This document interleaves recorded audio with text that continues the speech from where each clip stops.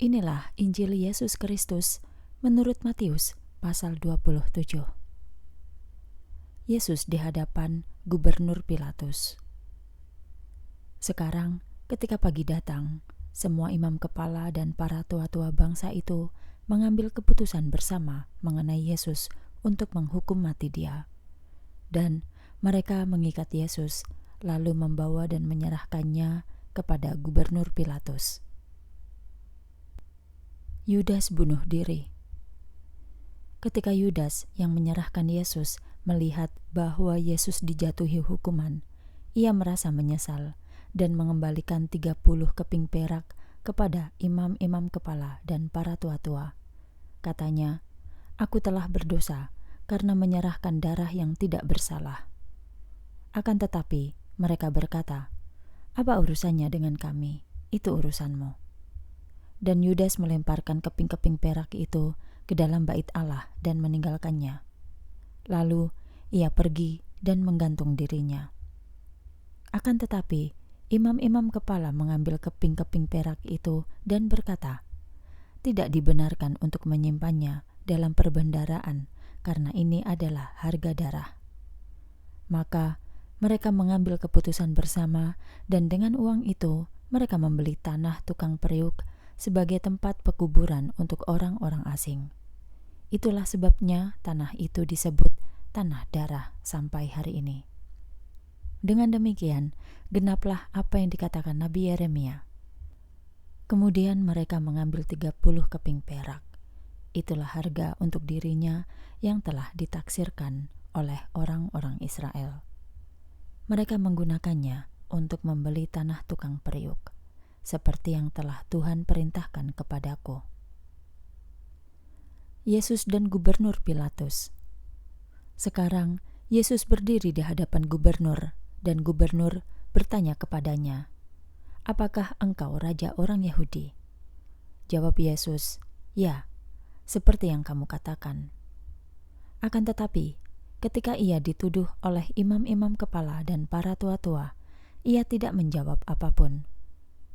Kemudian Pilatus berkata kepadanya, "Apakah engkau tidak mendengar betapa banyaknya mereka menuduh engkau?" Namun Yesus tidak menjawab Pilatus, bahkan untuk satu tuduhan pun, sehingga gubernur itu sangat heran. Pilatus gagal membebaskan Yesus. Sekarang, pada setiap hari raya, gubernur biasa membebaskan bagi orang banyak seorang tahanan yang dikehendaki oleh mereka. Pada waktu itu, mereka mempunyai seorang tahanan yang terkenal yang disebut Barabas. Jadi, ketika orang banyak berkumpul, Pilatus bertanya kepada mereka, "Siapa yang kamu inginkan untuk kubebaskan? Barabas atau Yesus yang disebut Kristus?" Sebab Pilatus tahu bahwa karena iri, mereka telah menyerahkan Yesus kepadanya. Ketika Pilatus sedang duduk di kursi pengadilan, istrinya mengirim pesan kepadanya, "Jangan lakukan apapun terhadap orang benar itu, sebab aku telah menderita banyak hal hari ini dalam mimpi karena dia." Akan tetapi, imam-imam kepala dan para tua-tua meyakinkan orang banyak untuk meminta Barabas dan membunuh Yesus. Gubernur bertanya kepada mereka, "Yang mana dari kedua orang itu yang kamu kehendaki untuk aku bebaskan bagimu?" Dan mereka berkata, "Barabas." Pilatus berkata kepada mereka, "Kalau begitu, apa yang harus kulakukan dengan Yesus yang disebut Kristus?" Mereka semua berkata, "Salibkan dia." Dan Pilatus bertanya, "Mengapa? Dia telah melakukan kejahatan apa?" Akan tetapi, mereka berteriak lebih keras lagi, "Salibkan dia." Ketika Pilatus melihat bahwa ia tidak menyelesaikan apapun, malah kerusuhan mulai terjadi, ia mengambil air dan mencuci tangannya di depan orang banyak itu dan berkata, "Aku tidak bersalah atas darah orang ini, itu urusanmu sendiri." Dan semua orang itu menjawab, "Darahnya ada atas kami dan anak-anak kami." Kemudian Pilatus membebaskan Barabas bagi mereka, dan setelah mencambuki Yesus, Pilatus menyerahkan dia untuk disalibkan. Tentara Pilatus mengolok-olok Yesus. Kemudian para tentara gubernur membawa Yesus ke markas kediaman gubernur dan mengumpulkan seluruh pasukan Romawi mengelilingi dia. Mereka menanggalkan pakaian Yesus dan memakaikan jubah ungu kepadanya. Dan sesudah menganyam sebuah mahkota berduri, mereka memakaikannya di kepala Yesus, sebatang buluh pada tangan kanannya, dan bersujud di hadapannya dan mengejek dia. Kata mereka, "Salam Raja orang Yahudi."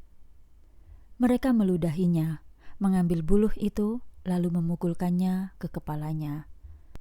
Setelah mereka mengejek dia, mereka melepaskan jubah ungu itu dari Yesus dan memakaikan kembali pakaiannya sendiri dan membawanya pergi untuk menyalibkannya. Yesus disalibkan.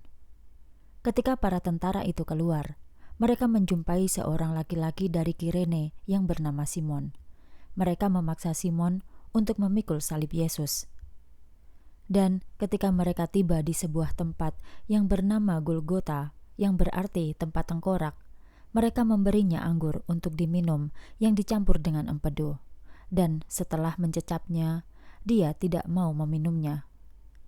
Ketika mereka menyalibkan Yesus, mereka membagi-bagikan pakaiannya di antara mereka dengan membuang undi. Kemudian mereka duduk dan mengawasinya di situ. Dan di atas kepalanya, mereka memasang tuduhan terhadapnya. Inilah Yesus, Raja orang Yahudi. Pada saat itu, ada 2 orang penjahat yang disalibkan bersama dengan Yesus, satu di sebelah kanan dan yang satu di sebelah kiri. Dan orang-orang yang lewat menghujat dia sambil menggeleng-gelengkan kepala dan berkata, "Engkau yang akan merobohkan bait Allah dan membangunnya kembali dalam 3 hari, selamatkanlah dirimu sendiri. Jika engkau anak Allah, turunlah dari salib itu." Demikian juga imam-imam kepala bersama ahli-ahli Taurat dan para tua-tua mengejek Yesus. Kata mereka, "Ia menyelamatkan orang lain, tetapi ia tidak dapat menyelamatkan dirinya sendiri. Jika ia adalah Raja Israel, biarlah ia turun dari salib itu sekarang, dan kita akan percaya kepadanya. Ia percaya kepada Allah, maka biarlah Allah menyelamatkannya sekarang, jika Allah menghendakinya. Karena ia sendiri mengatakan, 'Aku adalah anak Allah.'" Para penjahat yang disalibkan bersama dengan dia juga mengejeknya. Kematian Yesus. Sekarang dari jam ke-6, kegelapan atas seluruh tanah itu sampai jam ke-9. Kira-kira pada jam ke-9, Yesus berseru dengan suara keras. Katanya, "Eli, Eli, lama sabachthani," yang artinya, "Allahku, Allahku, mengapa engkau meninggalkan aku?" Dan beberapa dari mereka yang berdiri di sana, ketika mereka mendengar itu, mereka berkata, "Orang ini sedang memanggil Elia." Tiba-tiba, satu dari mereka berlari dan mengambil bunga karang, membasahinya dengan anggur asam, dan mengikatkannya pada sebuah buluh, dan memberikannya kepada Yesus untuk diminum. Akan tetapi, yang selebihnya berkata, "Mari kita lihat, apakah Elia akan datang untuk menyelamatkannya." Dan Yesus berseru sekali lagi dengan suara keras dan menyerahkan rohnya. Dan lihat, tirai dalam bait Allah robek menjadi 2 bagian, dari atas sampai ke bawah, dan bumi berguncang, dan batu-batu terbelah. Kuburan-kuburan terbuka, dan banyak tubuh orang-orang suci yang telah mati dibangkitkan. Dan setelah keluar dari kuburan-kuburannya, sesudah kebangkitan Yesus, mereka masuk ke kota suci dan memperlihatkan diri kepada banyak orang. Sekarang, kepala pasukan dan mereka yang bersama dengannya mengawasi Yesus. Ketika mereka melihat gempa bumi dan segala hal yang terjadi ini, menjadi sangat takut dan berkata, "Benar, ia adalah anak Allah." Di sana ada banyak perempuan yang melihat dari kejauhan, yang mengikuti Yesus dari Galilea untuk melayani dia. Di antara mereka ada Maria Magdalena, Maria ibu Yakobus dan Yusuf, serta ibu dari anak-anak Zebedeus. Yesus dikuburkan. Ketika hari mulai malam, datanglah seorang yang kaya dari Arimatea bernama Yusuf, yang juga telah menjadi murid Yesus. Ia pergi kepada Pilatus dan meminta tubuh Yesus. Lalu Pilatus memerintahkan agar tubuh Yesus diberikan kepada Yusuf.